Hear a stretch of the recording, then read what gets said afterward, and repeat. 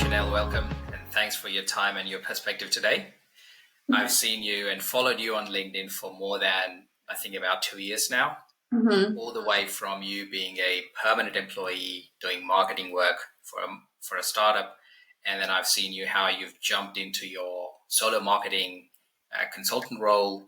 And in less than 3 years, if I'm right, I think you've built close to 10,000 followers, I think 9,000 something followers on the Marketing Club Australia and New Zealand.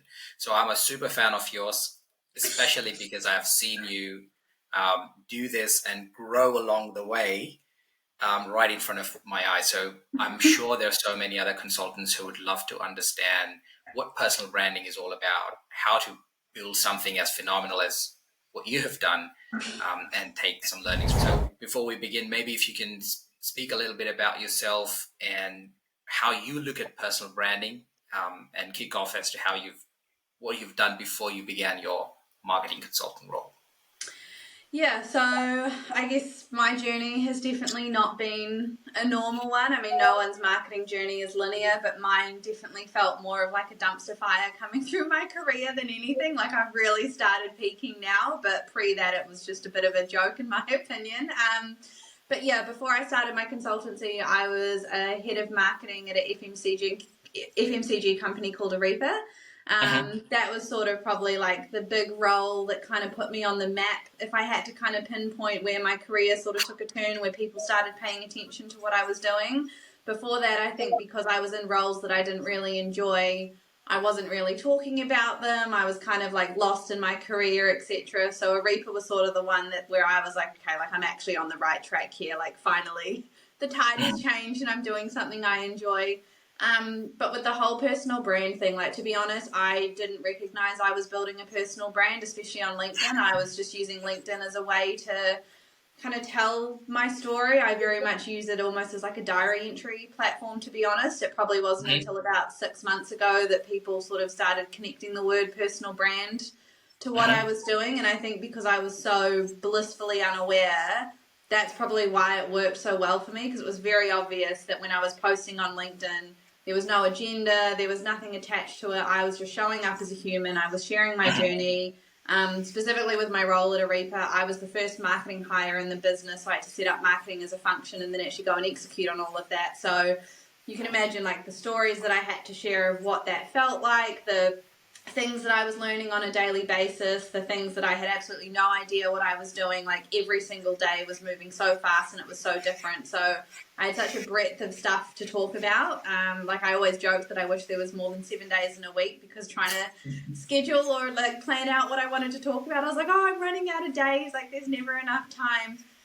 But yeah, I had no idea I was building a personal brand. And I think that was why it worked out so well for me, because it was very obvious that I was just this authentic human sharing my story, and I didn't realize that being so honest about what I was going through was going to help so many people relate and follow along and be like, oh my god, she's not full of shit, she's actually just a human being sharing what she's going through. And I think that was really where I saw everything kind of take a turn. And then obviously going out on my own as a marketing consultant, it was sort of just that next step of, now I'm not attached to a company, I'm attached to myself as a human, as a brand. That was definitely a wild journey, like trying to figure out post Arepa, what was I going to do? Becoming a marketing consultant just felt sort of like the good next step, because I loved helping businesses and brands grow. And when I was just doing it for one brand, I was constantly getting people reaching out being like, oh, like, how do we do this? Like, can you kind of help us? Can we pick your brain for a second? And I thought,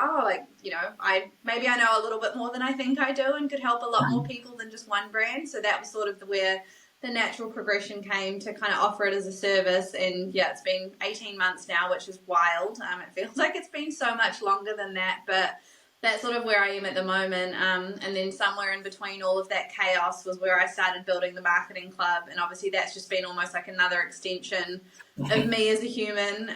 Again, totally unexpected, like where the marketing club is now. We've been going for just over 2 years. We've got 10,000 members in our community.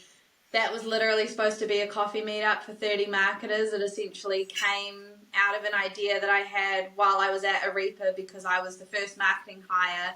So to come into a company as the first to then have to build things and then execute, you know, you can imagine the sense of overwhelm, that am I doing things right? What have other people done? Like, I just needed soundboards. I needed help. I needed trauma bonding with others who had been there, done that, got the t-shirt. So that was pretty much why I started the marketing club. But when I did it, I genuinely thought it was just going to be a few of us. So to have the product market fit of that grow into what it has now has just been so unplanned, so amazing. But yeah, it definitely wasn't wasn't what I thought was going to happen in the best way. I think what I've and you've mentioned about you building a brand, right? Not your own brand, but a brand that you work for. The way I have seen your LinkedIn posts, at least, because I'm very active on LinkedIn, and I wanted to learn what other marketers are doing, and that's how I connected with you, because I wanted to see what you're doing. To me, as an outsider, I didn't really see the difference between you, an individual, versus the brand that you're trying to build.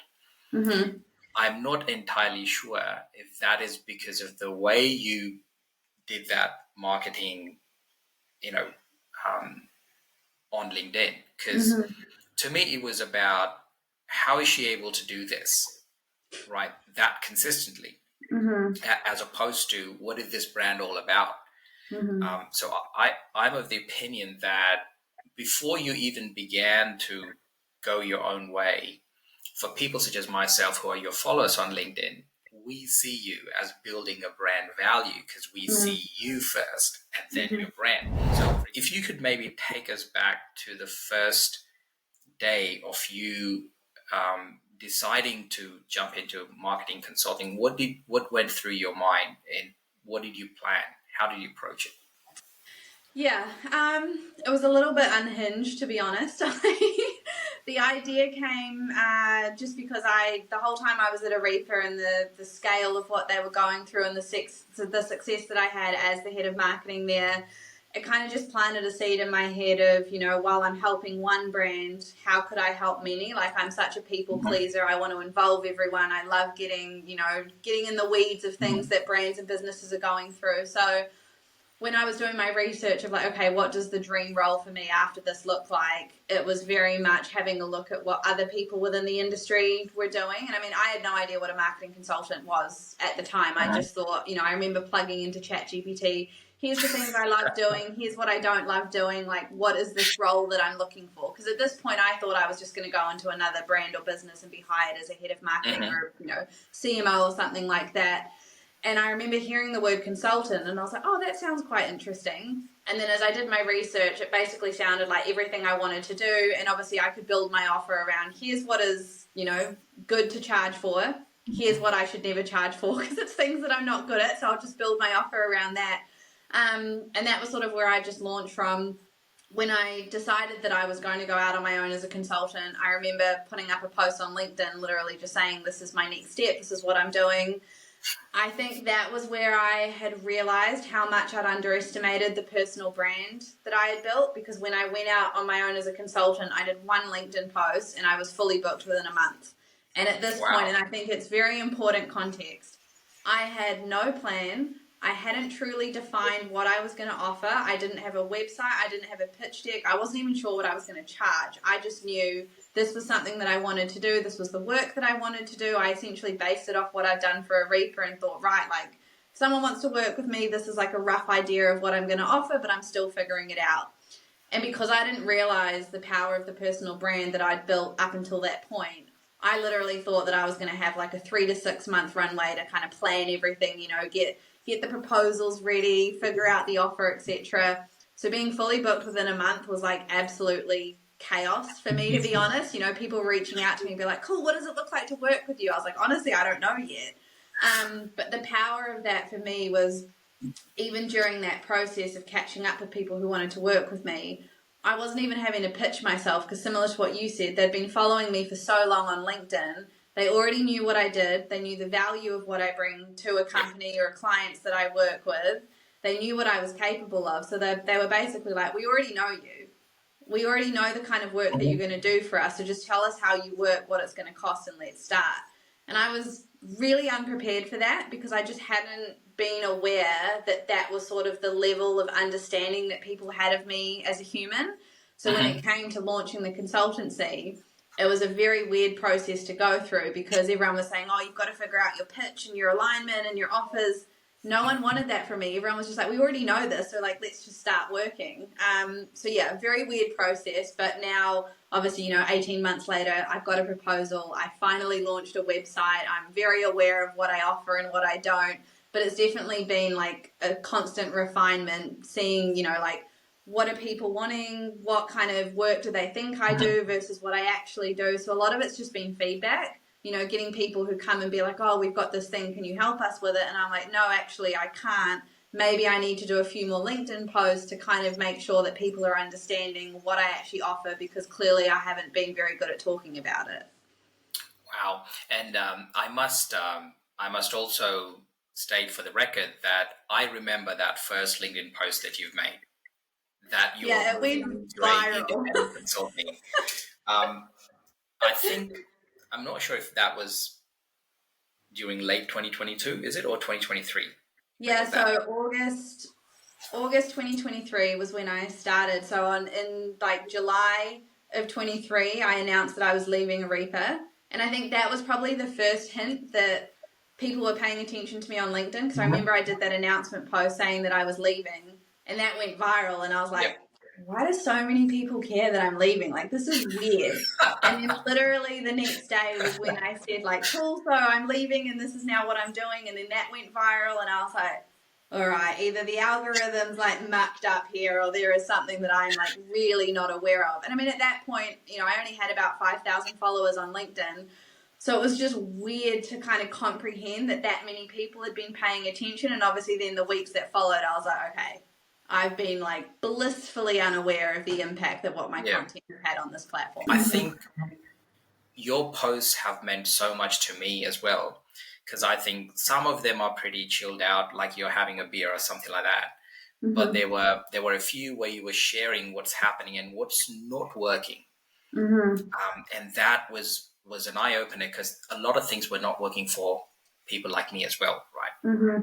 It looks like you have a strange and a very impressive first day in office, so to speak, because you're saying you're fully booked the first very month. It took me a while to even get 1 quarter booked for myself.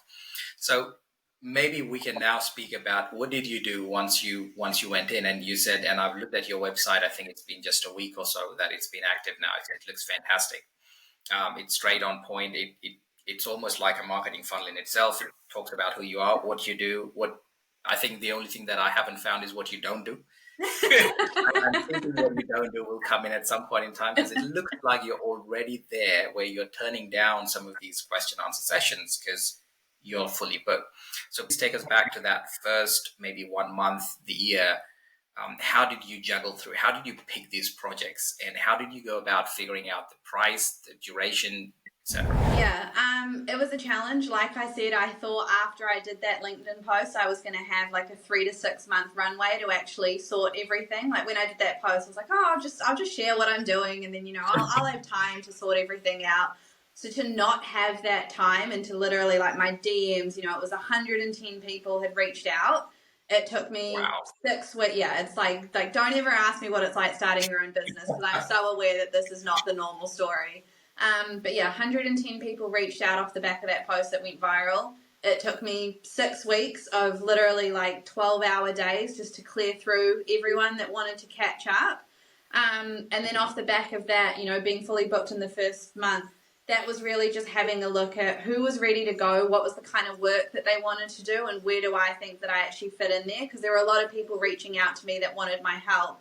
And yes, I could do bits, but I wasn't necessarily specialized in everything. And I think because I'd built such a network, and specifically with the marketing club as well, there was a lot of work that I could say, look, I'm not the right person for this. I'd love to be, but here is someone else that's better suited. So I'd figured out enough of like, what am I really good at? What is the kind of work that I want to do? I've always prided myself on knowing that I am an impact hire. I'm not a cog in the wheel.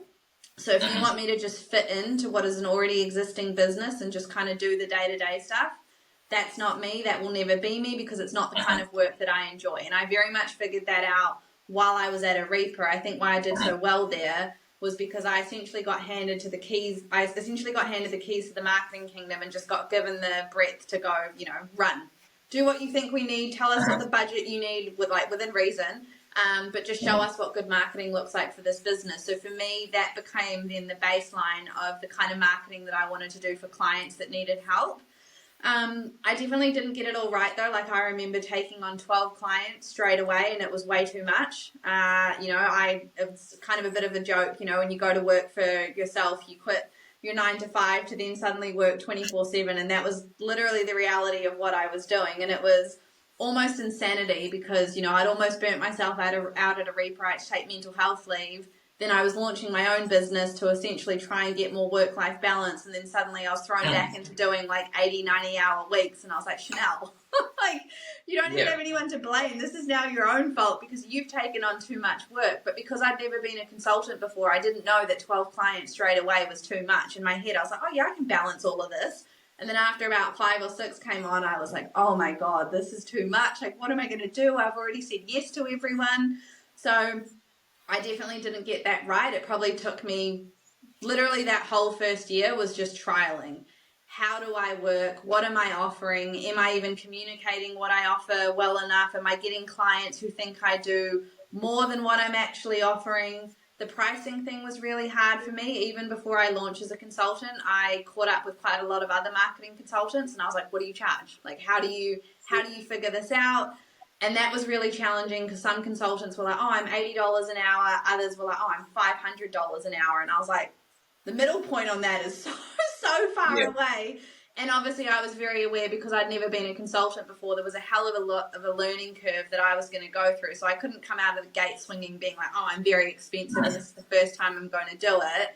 And I think where I landed was I had a look, and I know this isn't the way that you're supposed to do it, but I essentially looked at what I was earning at Arepa on an hourly rate. I quantified my salary down based on hour, and then I thought, right, it feels comfortable to maybe charge double or triple that amount of an hourly rate. So I think I first landed on $150 an hour. It was a number that I felt comfortable saying on a phone call. I remember rehearsing it in the mirror quite a few times. I was like, I'm 150 an hour, I'm 150 an hour, I'm 150 an hour. And it just felt like enough of a first step to sort of see how that landed. And no one pushed back on price in that. And I was like, oh, okay, I've never been this expensive. This feels quite weird.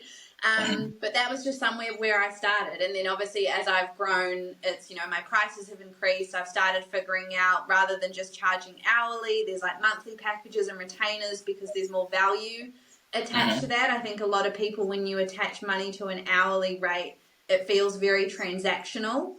So, and that's just something I would have never learned that if I hadn't got the clients on board, I hadn't taken feedback, I hadn't looked back on projects and been like, actually, this might have worked better if I changed a few things.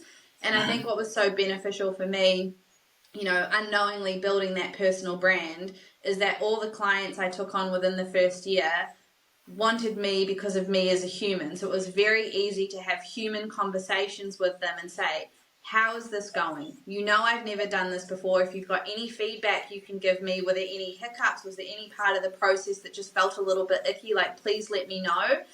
And it was so much easier then for me to kind of use that feedback and build out what my consultancy now looks like, because everyone was very aware when they worked with me that they were working with me as a human first versus me as a business person. And I mean, sure, there were things that I should have been more aware of in the business sense because I'm not, I've never really been business minded. I'm almost human minded and kindness over everything. But obviously that doesn't always, run well from a business model.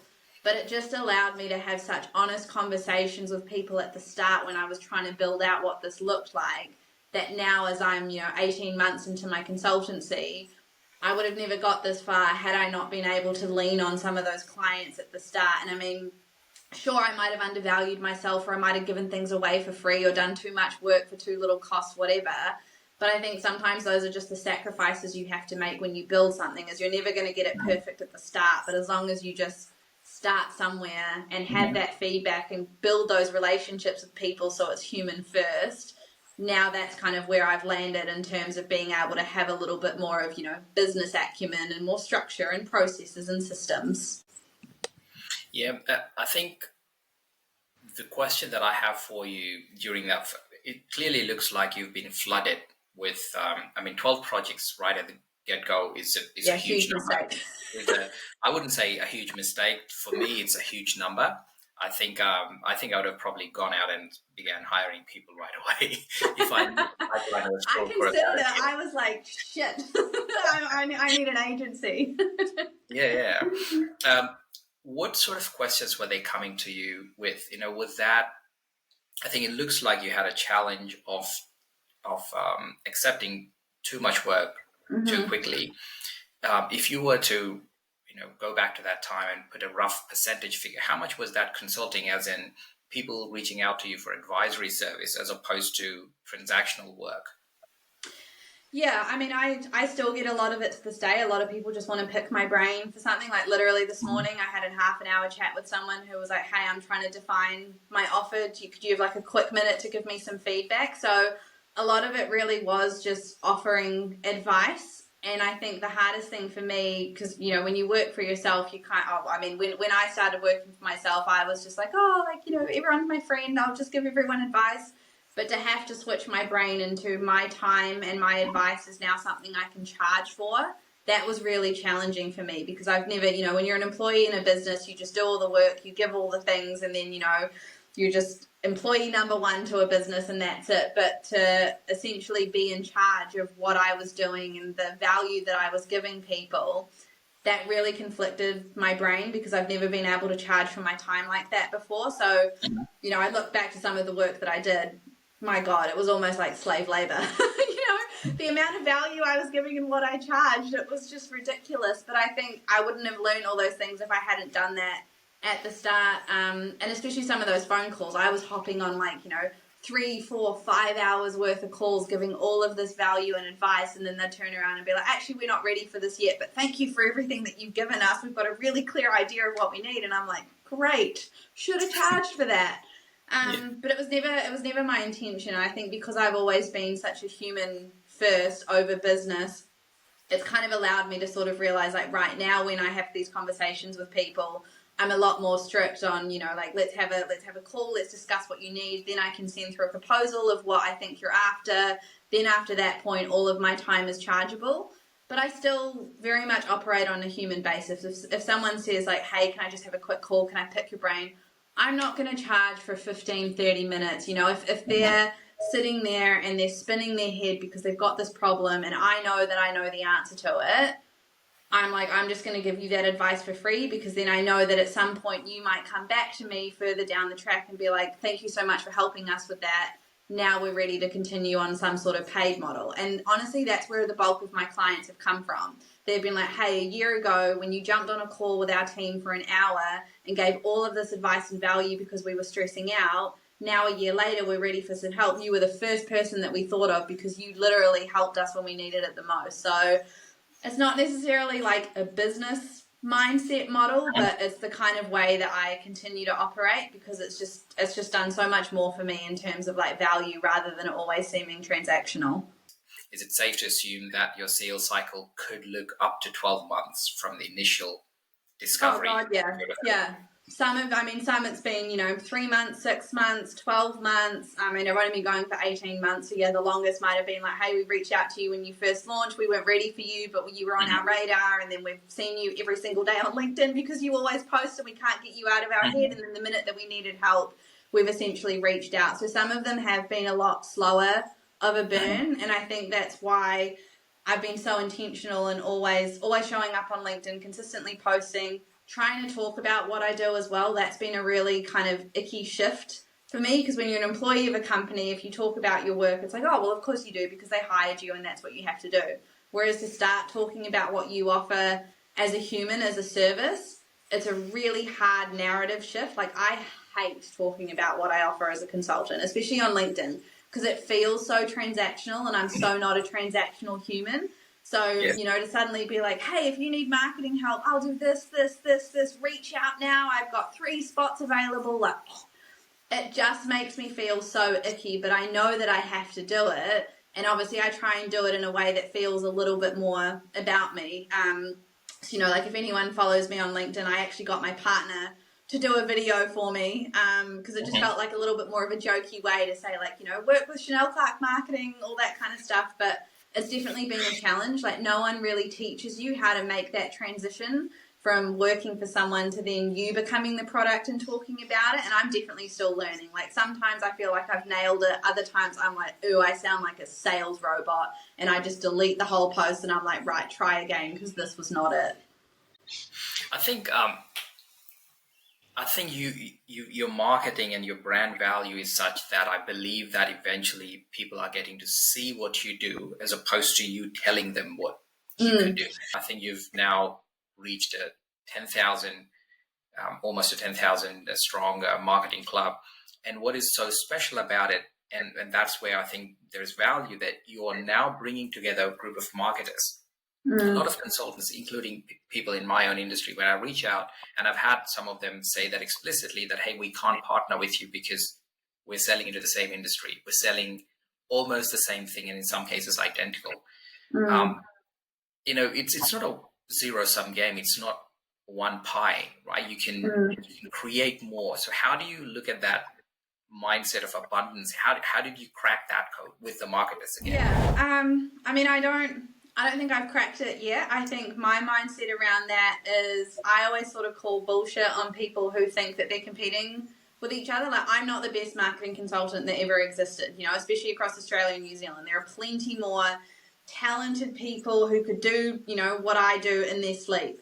But the power of working with me is that you get me as a human and you get the way that I think. So I always position what I do as, you know, I've got a very specific process. I've obviously got my own experience. That's my lived experience that no one else has got. So I always look at, you know, and specifically with the marketing club as well, like, we have marketers at all ages and stages of their career. You know, of the 10,000 members that we've got, there is just an absolute breadth of talented humans with all different levels of experience. And I think the most special thing, seeing the amount of marketers we've got coming into that community, is, yes, there might be 30 social media agencies in there that all offer the same thing, but I can guarantee you they haven't worked with the same clients, they haven't had the same stories, they haven't had the same career paths. So the power is in the human that you choose to work with based on the lived experiences that they've had. And that's always something that sometimes I struggle to remind myself of that, because it's so easy to compare yourself to others, right? Like, I have imposter syndrome every day. The fact that you even wanted to talk to me about this is just wild, because I'm like little old me and my little old experiences. But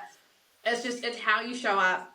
It's how you talk about what you've done, you know, what kind of experiences have you had, etc. And I think there's just so much power in showcasing that. And I kind of love that, I suppose, with my personal brand, now that I've accepted that, you know, that is something that I have, everyone is very aware of what my journey has looked like. So if you want to work with me, you already know what you're getting into. You know the kind of human that I am. If you see me on LinkedIn, catch up with me on the phone call, check out my website, I am the same human on every platform. Like, unapologetically, that is my brand.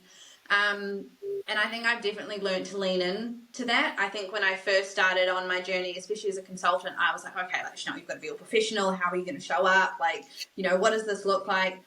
And I just realized that what resonated with most people was me being human. And like you said before, you know, some of the stories that I shared around like losing money or whatever, like, no one was talking about that. And I'm like, why though? Like, it is so hard to know what you're supposed to do. Like, who do I give money to? What kind of support do I need? Am I supposed to do this all on my own? When should I hire a team? Should I hire a team? Can I do this by myself? Like, all of these things are things that I have struggled with as a consultant.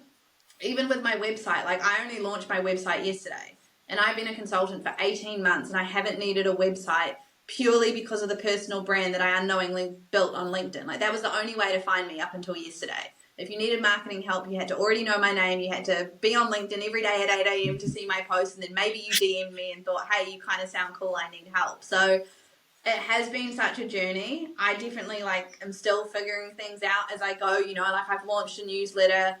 Even just trying to do that, like, what is important for me to say to show up in people's inboxes every month, like, the content around that is, again, how do I pitch myself? What do I want to talk about? What is the value there? But I think, like, especially in consultant world, you're allowed to continue to build. Like, every single month I have changed things. I have, you know, rerouted different processes. I've decided what doesn't work. I've sort of seen what niches I'm getting pulled into or what conversations resonate with people most. And I think just not having that pressure of, you know, this is an ever evolving thing. Like I might be offering a completely different service in 6 months' time, or I might look back at some of the clients that I've worked with and be like, actually, that was really fun. How do I get more of them? And I think just not pushing that pressure on myself has been really, really good. And I mean, especially as well, like if I don't know how to do something, I'll just ask people. Like I have no shame in saying on LinkedIn what I'm not good at, what I failed at. Like even with the business coach thing, you know, admitting that I'd basically lost $10,000 to someone that I was hoping was going to be like the next thing to build my career. But there's stories to tell in that. And I think being able to kind of just admit that that was a lot of what I was going through has helped me connect with so many more people. And even like calls that I was having with potential clients after that, they were like, God, like it took some balls to admit that. And I'm like, it didn't. Like I think it's just good to be honest and share what you're going through. And I think if that allows you to connect with more people just on a human level, and then maybe it turns into business, like that's great. But I think the intention is always just to be honest and then get people to know who you are as a human. And then if it ends up turning out into work, or at least, you know, conversations like this, like we've connected, you wanted to chat to me, that's kind of tick box enough for me. Yeah, and I think what I've learned from you is that consistency, of course, is a big thing, that you have to constantly show up. But what I've also seen with you is that you speak about something that you have done. And I think we in the data world, technology world in general, and data world in specific, we speak less about what we have achieved as opposed to what a certain tool or technology or methodology can achieve. And then we stand behind that. And I've seen that a lot. So I think there's so much to learn from marketers, because I think marketers these days are more about a person, a human being, as you said, and less about a certain product. It's more about who you are as an individual and less about the product that you're selling.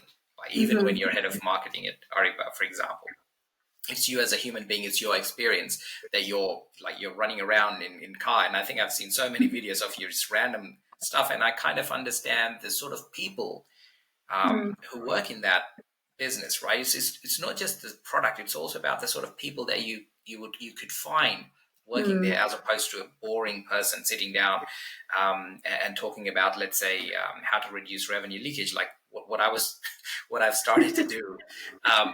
That is something that I think I have to learn from you. So again, finally, the last question for you is where to from here in terms of how do you want to leverage this brand value that you've created? Anything that you can share about it? Yeah, I mean, obviously I'm still trying to build my consultancy. I'm definitely not fully booked. I think the benefit of doing what I do is some people, you know, want me for a good time, not a long time. It might just be coming in to do a strategy, executing on that, and then, you know, the work with me is done. Other people want me more longer term. So I think a lot of what I'm trying to do now is just kind of figure out what does a regular cadence of clients look like and who do I want to work with. And then obviously figure out how to juggle that with what I do with the marketing club as well. Because I mean, that's definitely competing for my time in the best way possible. It's becoming, you know, almost a full-time job in itself. And it is really challenging to essentially have like built a community of 10,000 and then sit in my week and, you know, I'm like, do I do my own work or do I do work that benefits 10,000 people? So it's been a real juggle.